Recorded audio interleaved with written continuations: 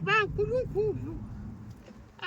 Bakithi bathi wena wathi ezina kwatha udinwa ngabacela njalo nje.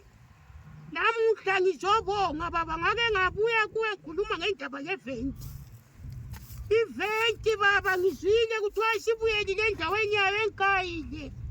Kodwa kamela kuthiwa sebeyibuyisele endaweni yayo. Hayi ayikona i-event ma-oledi. Ngokwani? Ayikona i-event. Ayintona laphana ukhulukela ama-venti. Lena so-venti i-event. Kodwa event. I-event ezwa every year ko-Chief Dakamela. Imiklomelo kaDakamela. Wena mntwana? Yes, imiklomelo kaDakamela.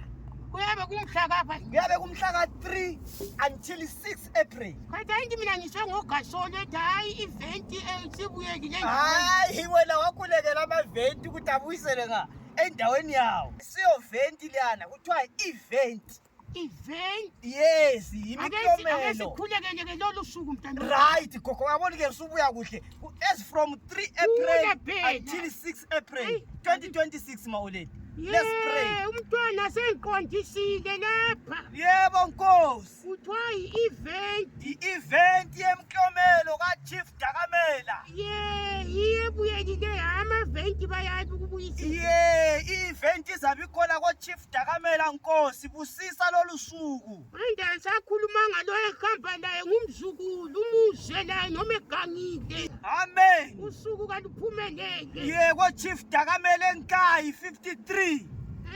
Yeah. Upha 53. Yeah, I think I 53 ma-oledi. 553.